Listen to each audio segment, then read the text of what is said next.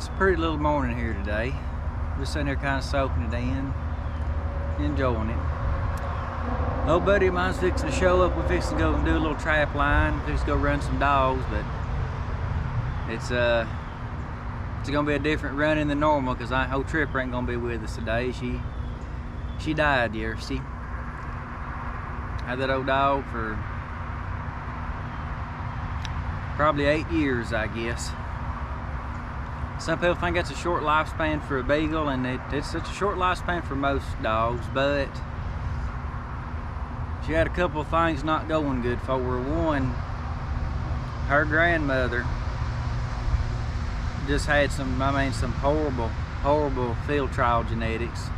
What I mean by that is the only thing they care about is how well they can run an exact track.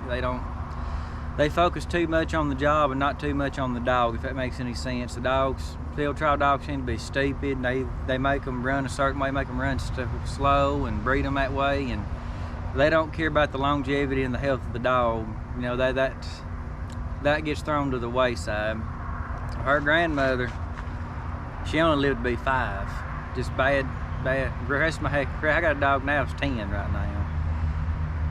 But anyways, her mama lived to be 7, I think, and she lived to be 8. So I've slowly but surely have been breeding it with other stuff and helping fix that line a little bit, but it still ain't completely right.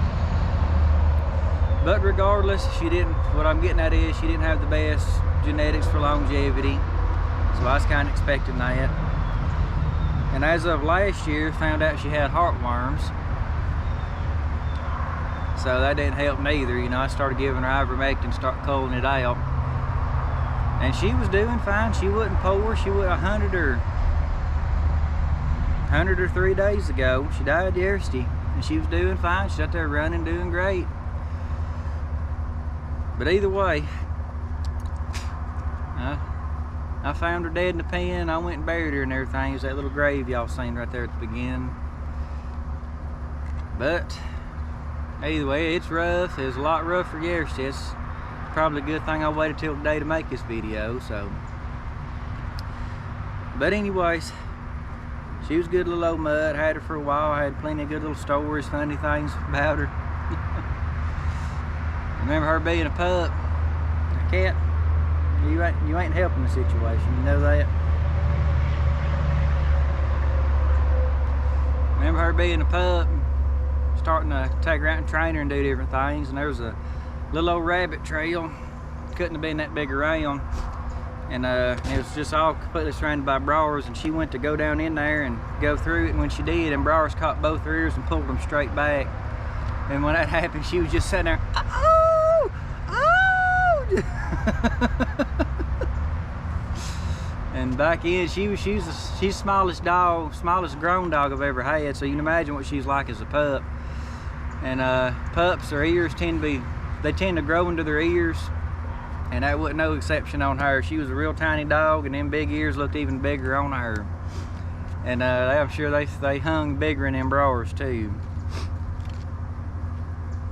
But anyway, yeah, she's a little aggravating. She's got to the point where she wouldn't take males. So in other words, she wouldn't allow herself to be bred, which that's fine. A lot of people would have culled them or sold them or whatever, give them away, and I couldn't do it.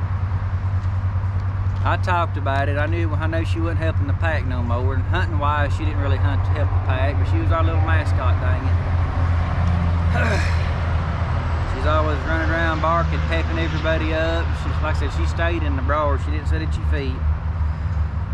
She wasn't real good for jumping, but she'd stay in the briars.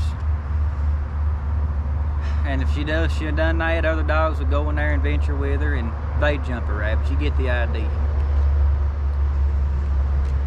But either way, I got an early start out of her. I remember she was 4 months old when she started running, like could run it by herself. So she was a good early starting dog. She just got a little bad on there towards the end, but once again, genetics.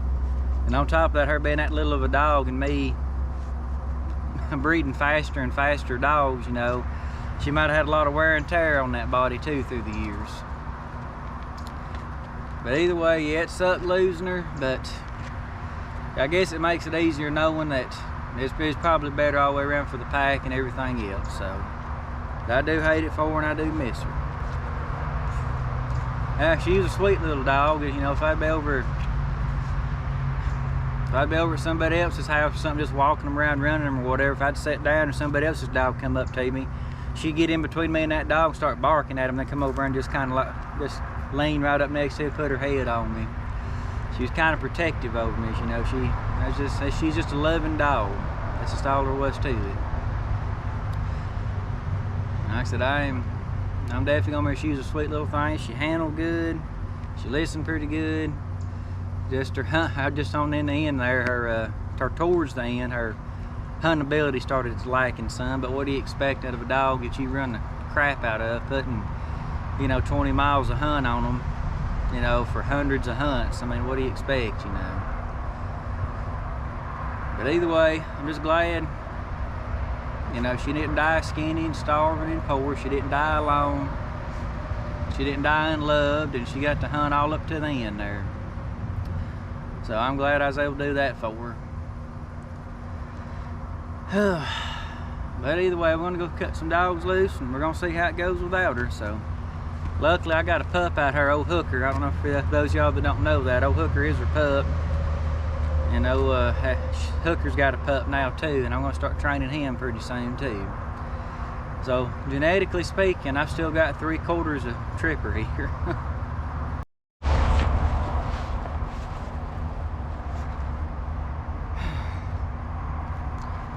Well, this was a sad, mournful little video. A little bit of sorrow in it, a little bit of reflection. And I hope y'all enjoyed it. Hey, I lost my dog, not my sense of humor. Y'all hang in there now. We'll see y'all in the next video.